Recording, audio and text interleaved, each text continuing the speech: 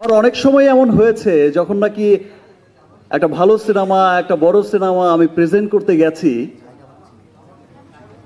তার ম্যাক্সিমাম সময়টাই কিন্তু আমাকে অনেক বাধার মুখে পড়তে হয়েছে।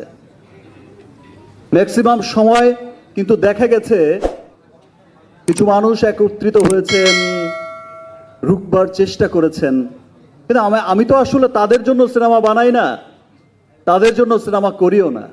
আমি সব সময় সিনেমা করি বাংলাদেশের জন্য, বাঙালির জন্য। আমি সব সময় চেষ্টা করি বাংলা সিনেমা কিভাবে পৃথিবীময় ছড়িয়ে যাবে।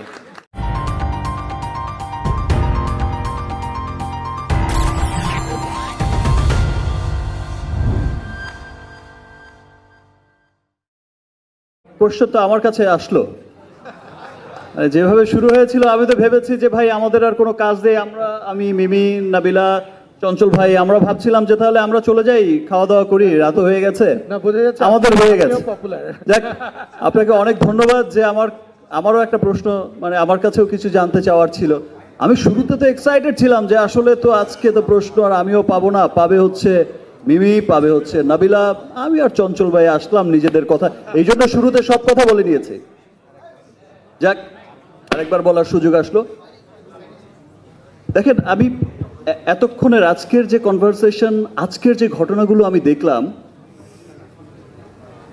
আসলে ব্যাপারটা হয়েছে কি,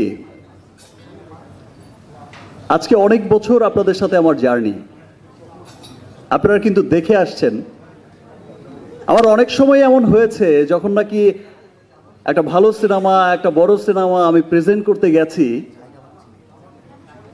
তার ম্যাক্সিমাম সময়টাই কিন্তু আমাকে অনেক বাধার মুখে পড়তে হয়েছে।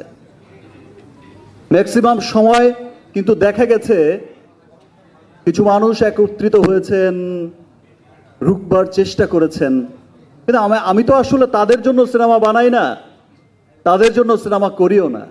আমি সব সময় সিনেমা করি বাংলাদেশের জন্য, বাঙালির জন্য। আমি সব সময় চেষ্টা করি বাংলা সিনেমা কিভাবে পৃথিবীময় ছড়িয়ে যাবে। আজকে আপনি যে চমৎকার একটা প্রশ্ন করেছেন, আসলে একজন বিখ্যাত মানুষ বলে গেছিলেন, যে কোনো একটা সফলতার সাথে সাথে একটা কালো ছায়াও কিন্তু চলতে থাকে। কালো ছায়াটা সেই সফলতাকে গ্রাস করতে চায়, কিন্তু ফাইনালি গিয়ে আর পারে না। তো তুফানের যে স্টোরিটা এমন হয়েছে, কালো ছায়া চলেছে সাথে সাথে, হয়তো চলবে আরো, কিন্তু আজকের এই তুফান কেন, ইনশাল্লাহ আমি যতদিন ভালো সিনেমা করব, আমি আমার সিনেমাকে বুঝেই করব, আমার দেশের পক্ষের সিনেমা, আমার বাঙালির পক্ষের সিনেমা, বাংলা সিনেমার উন্নয়নের জন্য সিনেমা করব। আমি কোনো কালো ছায়ার জন্য সিনেমা করব না। আর সেই ভাইবটা আমি কিন্তু, এবার কোশ্চেনে আসে, অ্যান্সারে আসে, সেই ভাইবটা কিন্তু আপনারা দেখেছেন, আমি একটু আগেও বলেছি, টিজার রিলিজের পর, ট্রেলার রিলিজের পর, this is the first time সেটার রিভিউ করছে বাঙালির বাইরে গিয়ে ইংলিশরা, সেটা রিভিউ করছে আমেরিকানরা, হোয়াইটরা, অস্ট্রেলিয়ান হোয়াইটরা, জার্মান হোয়াইটরা। সো এটা সত্যি একটা গর্বের বিষয়। আমার বিশ্বাস যে দেখেন, আমি তো এই সিনেমা দিয়েই আর আমি বলতে পারি না যে কর্ণাটকের মতো বা তামিলের মতো হাজার কোটির বিজনেস করে নেব, বাট আমি এইটুকু বলতে পারি, সেই ক্লাবে যাওয়ার, সেই বিশ্ব দরবারে যাওয়ার পথ চলাটা যেমন শুরু হয়েছিল গত বছর, এই পথ চলাটায় আমরা অনেক দূরে গিয়েছি। আজকে ইংলিশও আমাদের রিভিউ করছে, বাংলা সিনেমার রিভিউ করছে। ইনশাল্লাহ সামনের বছরে এমনও দিন দেখতে পাবেন, এখনই শুনি জামাইকার খবর, আর নিউ ইয়র্কের খবর, ডাবলিনের খবর, অস্ট্রেলিয়ার খবর, এখনই কিন্তু শুনি, আপনারাও শোনেন।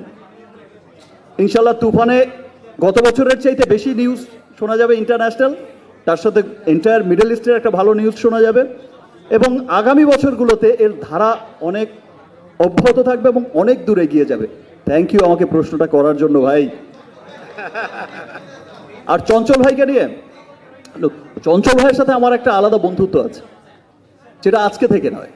আমাদের দেখা, আমাদের আড্ডা, সে কিন্তু অনেক বছর ধরে, অনেক বছর আগে থেকে আমরা সবসময় কিন্তু চাইতাম যে আমরা একসাথে কাজ করি, এবং আমরা সবসময় চাই যে বাংলা সিনেমার কত, চঞ্চল ভাই কিন্তু মনে প্রাণে চেষ্টা করে যায় যে কত একটা ভালো সিনেমা মানুষকে উপহার দেবে, দর্শকদের উপহার দেবে, দেশ বিদেশ থেকে তার সুনাম করবে। আজকে যখন পদাতিকের ট্রেলার দেখেছি, আমার এত ভালো লেগেছে।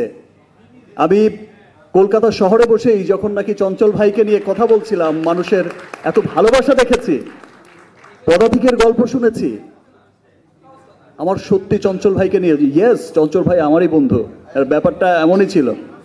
খুব গর্বের একটা নাম চঞ্চল ভাই।